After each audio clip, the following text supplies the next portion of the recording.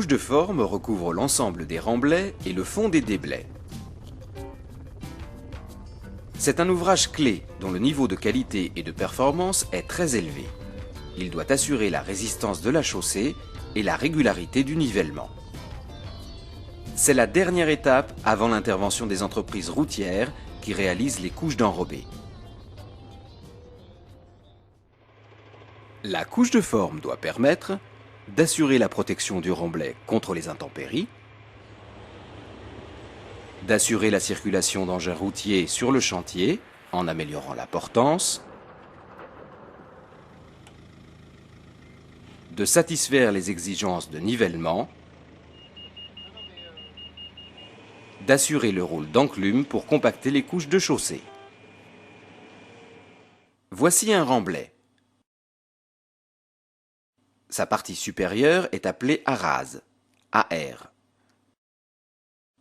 La couche de forme est posée sur la rase. Sa partie supérieure s'appelle plateforme, PF. La chaussée est mise en œuvre sur la plateforme et comprend en général 3 couches, fondation, base et roulement. Le GTR classe les performances des arases en 4 classes correspondant à des valeurs minimum de portance. AR1 pour une portance de 20 MPa minimum, AR2 pour 50 MPa, AR3 pour 120 MPa et AR4 pour 200 MPa. Pour les performances des plateformes, 4 classes correspondant à des valeurs minimum de portance. PF1 pour 20 MPa, PF2 pour 50 MPa, PF3 pour 120 MPa et PF4 pour 200 MPa.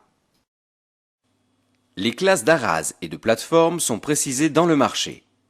Elles vont conditionner les performances de la couche de forme.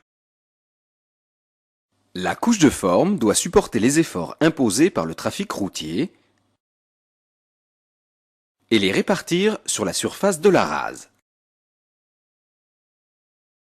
Si la dernière couche du remblai, symbolisée ici par un matelas, est faible, la couche de forme, symbolisée ici par une planche, se déforme jusqu'à la rupture. Si cette déformation n'est pas corrigée, des fissures remontent depuis la couche de forme et entraînent la destruction de la chaussée. Le terrassier dispose de 3 améliorations potentielles pour éviter impérativement cette déformation. Il peut améliorer la portance de son arase par un traitement approprié, chaud, substitution du matériau, etc. Cette opération consiste en général à créer une PST, partie supérieure des terrassements. Il peut augmenter l'épaisseur de la couche de forme. Il peut améliorer la résistance de la couche de forme en y incorporant un liant hydraulique, par exemple du ciment.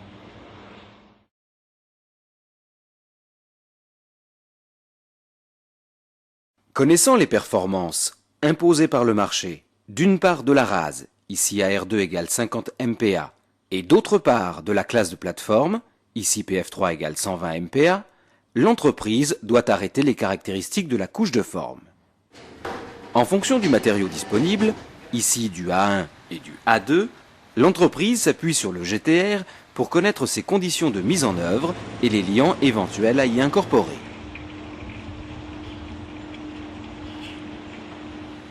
Une série d'essais en laboratoire spécialisé lui permet de connaître la classe mécanique du matériau traité. Elle se définit par sa résistance à la compression et sa résistance à la traction. Ces informations permettent de connaître l'épaisseur à donner à la couche de forme.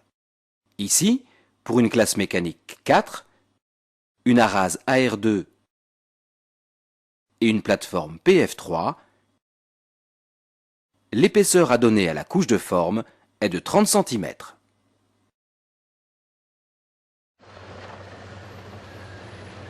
Il existe 2 familles de couches de forme.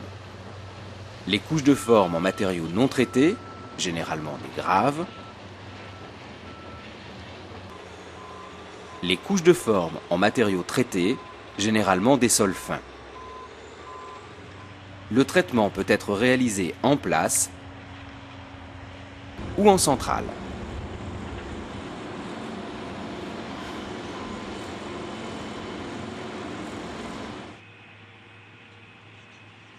Quel que soit le type de couche de forme, l'un des critères essentiels est la maîtrise de l'épaisseur. Elle dépend du niveau de la rase et de celui de la plateforme. Ici, l'épaisseur est de 40 cm. Le client impose le respect d'une tolérance altimétrique pour la rase et pour la plateforme. Ici, plus ou moins 3 cm pour la rase et plus ou moins 2 cm pour la plateforme. Si la rase se situe en partie haute de la tolérance et la plateforme en partie basse, l'épaisseur de la couche de forme, ici 35 cm, est réduite au minimum de sa résistance. Dans le cas inverse, si la rase se situe en partie basse de la tolérance et la plateforme en limite supérieure, l'épaisseur est de 45 cm. L'entreprise est pénalisée par la mise en œuvre de matériaux supplémentaires. La réception altimétrique de la rase est assurée par le géomètre. Le laboratoire contrôle les portances. La conformité de la rase étant établie, le maître d'œuvre peut lever le point d'arrêt et permettre la réalisation de la couche de forme.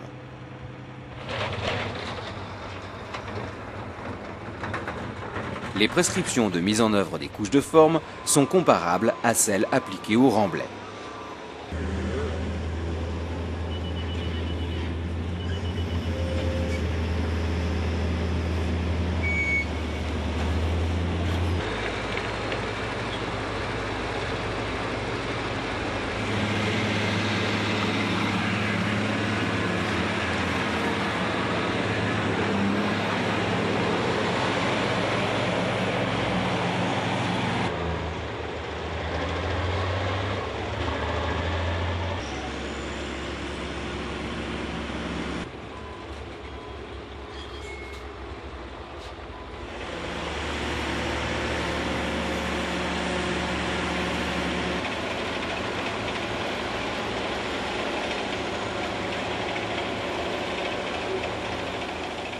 Néanmoins, des précautions supplémentaires sont à prendre. L'un des critères essentiels est la maîtrise de l'épaisseur.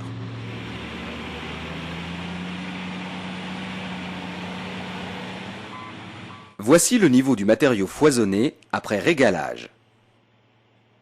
Voici le niveau à obtenir après compactage. Le terrassier doit tenir compte du contre-foisonnement dû à l'opération de compactage.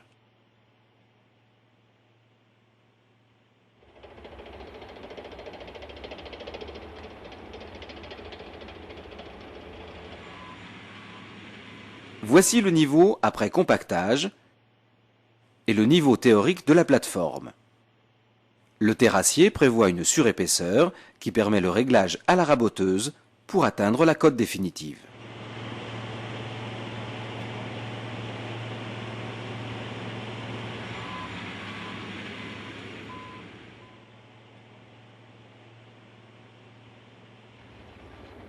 Deux techniques de réglage sont pratiquées. Le réglage à la niveleuse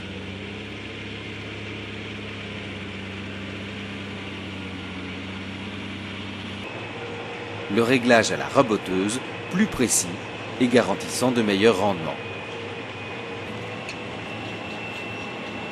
Une raboteuse comprend un tambour, équipé de dents au carbure de tungstène, qui mord dans la surépaisseur compactée.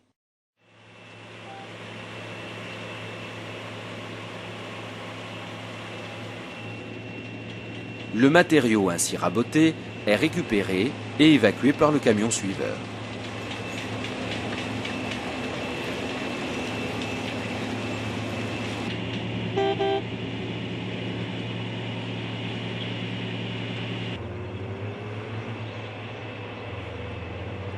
Le tambour est asservi à un système de vérin hydraulique pour maîtriser la hauteur de coupe.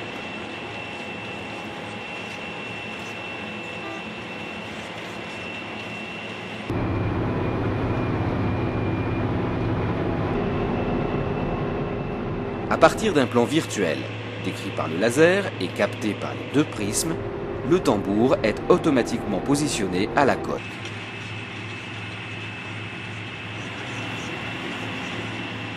D'autres techniques sont possibles, telles que le fil, le GPS ou le théodomite automatique APS. Après réglage, la couche de forme est réceptionnée en nivellement et portance. Après réception, la plateforme est protégée par un enduit bitumineux gravillonné. Celui-ci isole la couche de forme des intempéries et permet le trafic du chantier. Le maître d'œuvre fait passer l'APL pour vérifier la qualité de l'uni de surface et valider la conformité de la couche de forme.